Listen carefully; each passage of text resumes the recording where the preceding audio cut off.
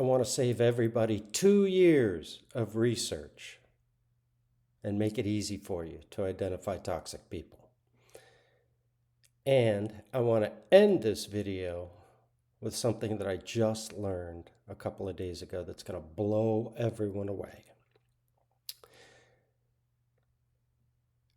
When I first started to research the cluster B personality disorders, okay, I was in a very toxic work situation and in a very toxic relationship with a narcissist. So my whole world was all over the place. I didn't know what was happening. I didn't know what to believe. I didn't know whether I was the problem or other people were the problem. You know, it's always a combination of both, but still. I just embarked on a two-year quest to learn about the cluster B personality disorders because I had an aha moment, and I'll share that aha moment with you. First of all, we don't need to study cluster B personality disorders. All it did for me was give me an incredible education. However, I spent the next 2 years of my life pathologizing every person that I met. And that's not where you want to go in life. Just recognize the toxic traits in people, okay? And I'll go through those in a minute. But my aha moment in this whole thing was provided by Dr. Phil, actually. I was in a very toxic relationship for 3 years with a narcissist, and I didn't even know. I had no clue. I thought I was the problem. In fact, she must have told me 1,000 times I was the problem. Not that I'm not without my faults. Every one of us has them, but it just got me to researching everything. And what I learned was just the brutal truth. In this Dr. Phil podcast that I listened to, that was my aha moment, was he was talking about toxic traits in people and people who emotionally abuse others, so to speak. And when I heard these, when he started to list these, I remember I was listening to it in my car on one of my long drives, and I thought, all right, you know, maybe I'm the problem. Maybe I'm emotionally abusing everyone and things like that. So I listened to his podcast, and you know, he went through this list of toxic behaviors and the way people manipulate other people.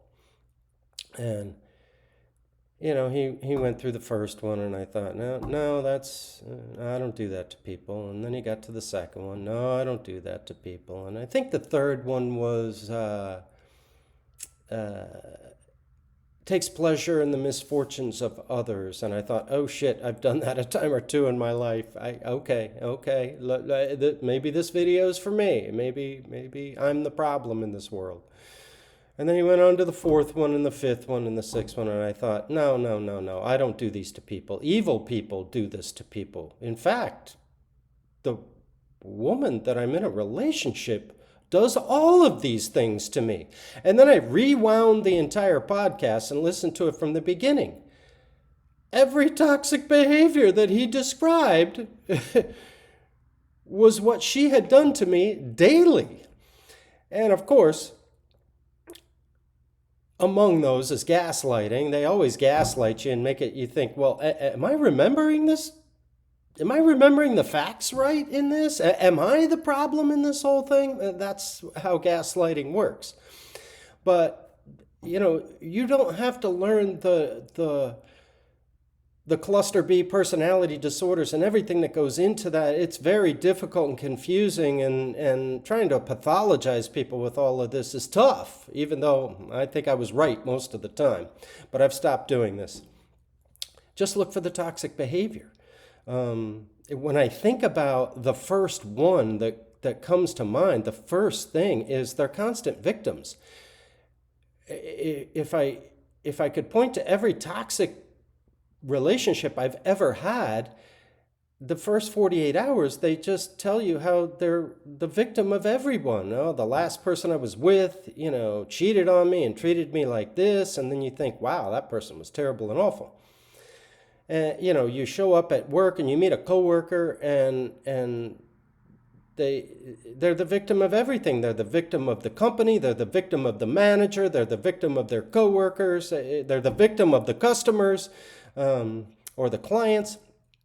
They're just victims. Once these people start talking about their victimhood, get them out of your life, man. They're toxic people. What else goes into toxic people? They take pleasure in the misfortunes of others. They talk about fucking people over, and they're proud of the fact that they fucked people over. They, it's a lot of just manipulation. They manipulate everything. Half-truths, lies by omissions. Everything is manipulative. And all you got to do is wake up and listen to these people talk, because you'll figure it out. Well, the way they just told the story, they just told the half of the story that makes them look good. They don't talk about the other half of the story where they caused the whole problem and brought everything up. These are toxic behaviors in people. Attention seekers are the worst. I think about how I was growing up. I was the most extroverted person in the world. I sought attention everywhere. I want to fly under the radar now at this point in my life. I don't want anything to do with attention, but people who are attention seekers, they're the ones to stay away from. Also, when you go to work, people whose negative feelings and negative emotions just kind of dominate the whole environment at work.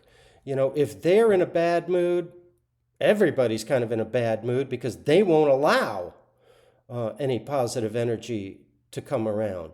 I remember years and years ago, I used to tell people, look, if you can't come to work and say good morning to your coworkers, you can't work the day shift. Get the fuck out of here, because I don't want anything to do with those people, because they come in and their bad mood that they brought in the back door and all their problems that they brought in the back door of work, they just spread it throughout the workplace, and it's not fair to everybody or anybody. So just recognize these toxic behaviors in people. Don't believe everything your coworkers tell you at work and your so-called friends. Have some discernment. I used to sit there and just think everybody was good. Now I sit there and I think long and hard about what that person just did or said. And it deserves a lot of thought. But once you wake up to this, that's when you're really on your way. That's when you're ready for the new earth, So here's what I learned about toxic people and about negative people yesterday. I can't wait to share this with you. Okay, first of all, I used to be torn between, well, they're so toxic, but yet they seem like such a good person, They're willing to help other people, and they seem empathetic to people. Well, guess what? They're not. These people who talk about how they volunteer at the homeless shelter, or they helped Tony with a garage project that took 4 hours and they never asked for any money, guess what those people are doing? They're actually doing those things not to help people, not because they have empathy for others, not because they're into service to humanity. They do that for very selfish reasons. Well, what do you mean it's selfish? They're helping other people. No, they're putting it on their resume. Yes, they know exactly what they're doing when they sign up to help you with that god-awful project that you didn't want to do, or that's such hard work at your house. But they're putting it on their resume. It's on their resume that they helped out at the homeless center. It's on their resume that they gave to the needy. It's a part of their resume that they helped the less fortunate. They do all these things for very selfish reasons. They do it so that they can bring it up when you call them out on their toxic behavior, when you call them out on their negativity, when you call them out on their gaslighting. These things get banked and they bring them up at that time so that no, you got it all wrong. I'm the good person because I helped Tony with that project and didn't ask for any payment. I give to the needy. I help out at the homeless shelter. The people who truly help out at those homeless shelters and are good people, they don't go around bragging about it. They might mention it, in certain conversations. But toxic people throw it at you like it's a badge of honor. So even at this point in my life, at this age, learning something just yesterday about that always confused me about these toxic people. Well, I don't understand. They seem so helpful to certain people, and it's always to certain people. It's to certain people that they know they can bank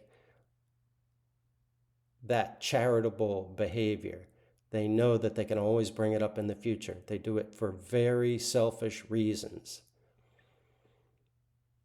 It's amazing what you learn later in life. Watch out for these people.